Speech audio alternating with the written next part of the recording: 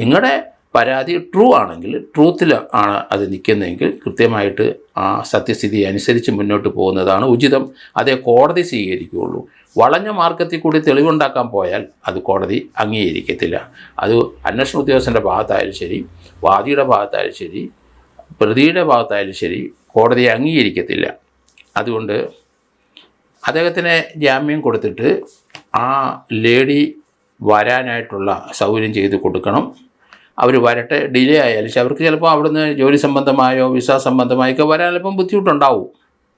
പക്ഷേ ഇദ്ദേഹത്തിന് ജാമ്യത്തിന് ഇനി പ്രോസിക്യൂഷൻ എതിർക്കരുത്. കാരണം അദ്ദേഹം ജാമ്യത്തിന് പോട്ടെ, അതിനുശേഷം അവർ വരട്ടെ. വന്നിട്ട് എവിഡൻസ് അവർ തീർച്ചയായിട്ടും അവരുടെ പ്രഗ്നൻസിയുടെ കാര്യം, റേപ്പിൻ്റെ കാര്യത്തിലൊക്കെ മെഡിക്കൽ എവിഡൻസ് വേണം. അത് തീർച്ചയായിട്ടും ഗൈനക്കോളജി എക്സ്പെർട്ടിനെ കൊണ്ട് പരിശോധിപ്പിക്കണം. അത് കൃത്യമായിട്ട് ആ കാര്യങ്ങൾ പരിശോധിച്ച് അതിനകത്ത് എവിഡൻസ് ഉണ്ടെങ്കിൽ പോലീസ് മുന്നോട്ട് പോകണം. അല്ലെങ്കിൽ ഈ രീതിയിലുള്ള പൊളിറ്റിക്കൽ മൈൻഡോട് കൂടിയുള്ള ഒരു കേസെടുപ്പും അതുപോലെ അന്വേഷണവും ഒക്കെ തീർച്ചയായിട്ടും അന്വേഷണ ഉദ്യോഗസ്ഥന് തന്നെ പരിക്കേൽക്കും എന്നാണ് ഞാൻ കരുതുന്നത്.